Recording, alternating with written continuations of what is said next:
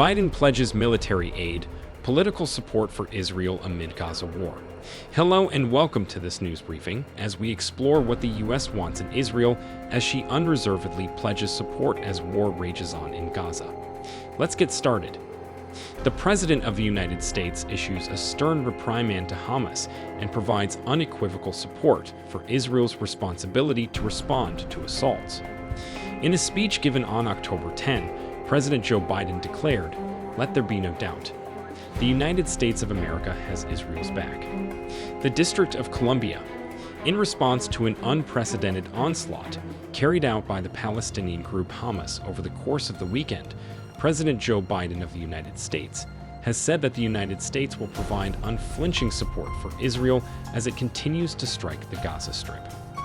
During a speech at the White House on Tuesday, President Joe Biden said that the United States will supply Israel with further military assistance. Since then, Israel has declared war on Hamas.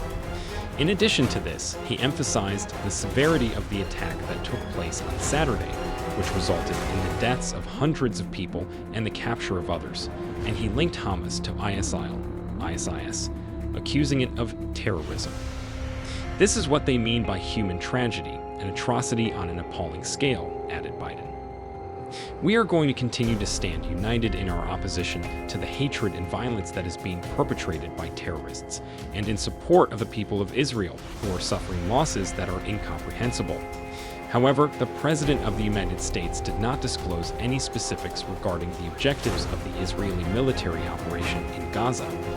Instead, he just voiced support for what he referred to as Israel's duty to respond to these vicious attacks. Al Jazeera examines what they believe are the 5 most important takeaways from Biden's speech. Increased military assistance has been promised to Israel by Biden. Israel currently receives a total of $3.8 billion in military aid from the United States, and President Biden has committed to increase that amount. He made this statement in reference to the Iron Dome, which is Israel's anti-missile defense system. "We're surging additional military assistance, including ammunition and interceptors to replenish the Iron Dome," he stated.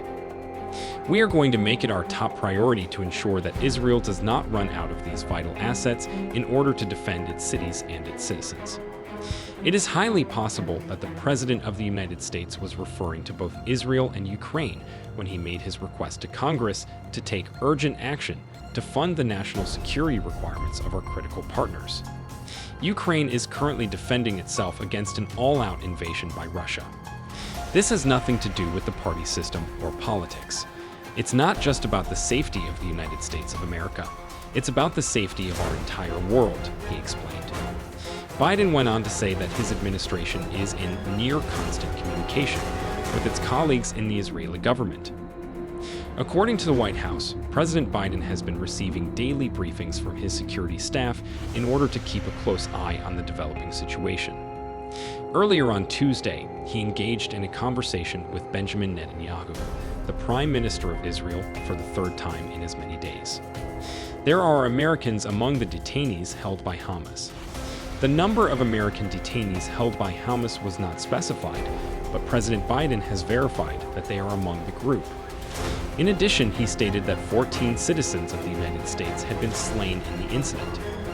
"As president, I have no higher priority than the safety of Americans who are being held hostage around the world," he said. "I'm giving orders to my team to share intelligence and deploy additional experts from across the United States government to consult with and advise Israeli counterparts on hostage recovery efforts.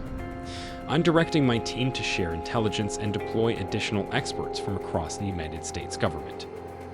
There is not even a passing reference to the Palestinian civilians or the larger war. Biden did not mention any Palestinian losses, despite the fact that the death toll in Gaza is steadily climbing as Israeli jets continue to ruthlessly bomb the densely populated region. Instead, he concentrated on the Israeli civilians who had been killed by Hamas's strike. The only time that Biden brought up Palestinians was in order to criticize Hamas.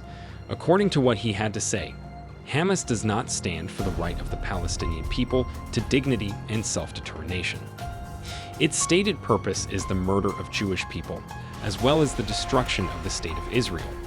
The charter that Hamas adopted in 2017 provides a rebuttal to Biden's assertion by stating that the persecution of any human being or the undermining of his or her rights on nationalist, religious, or sectarian grounds is unacceptable.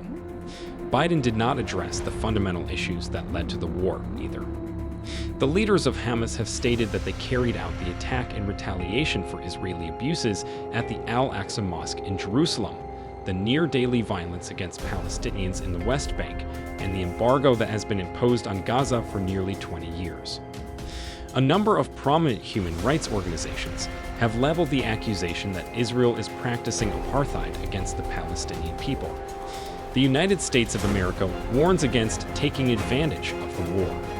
It appears that President Biden was addressing Iran and the Lebanese group Hezbollah when he issued a warning to other countries in the region to avoid taking advantage of the conflict in Gaza. I have one word for any nation, any organization, or anyone who is contemplating taking advantage of the situation, and that word is don't. Even though our hearts are broken, we are resolute in our decision, he stated. In order to strengthen deterrence, according to the President of the United States, Washington has enhanced its military force posture in the region. Following the attack by Hamas, the United States Department of Defense, DoD, announced that it will be sending additional military ships and aircraft to the eastern Mediterranean. Biden stated on Tuesday that the United States is ready to move in additional assets as necessary. The United States of America has not taken part in the attacks that have been going on in Gaza, and a representative for the White House stated on Monday that Washington has no intention of putting U.S. boots on the ground. Political backing without reservation for Israel's reaction. In spite of concerns for the well-being of the more than 2.2 million people who make their homes in Gaza, Biden expressed unequivocal political support for Israel's military response. A complete siege has already been proclaimed by Israeli leaders on the Palestinian enclave, and they have pledged to prohibit food and other vital supplies from entering the zone. This has raised concerns from rights advocates as well as the United Nations. According to what President Joe Biden said on Tuesday, like every nation in the world, Israel has the right to respond, and in fact has a duty to respond to these vicious attacks. There should be no question in anyone's mind that the United States has Israel's back. As we always have, we will continue to ensure that the democratic Jewish state of Israel is able to defend itself, both now and in the future. That's all there is to it, he went on to say. According to Biden, he assured Netanyahu that the United States would have retaliated in a manner that was swift, decisive, and overwhelming if it had been subjected to a comparable attack. We also discussed how democracies like Israel and the United States are stronger and more secure when we act according to the rule of law, Biden added. This was a topic that was brought up during our conversation. Hope you were able to find some useful content in this briefing. Thanks for watching. See you in the next video.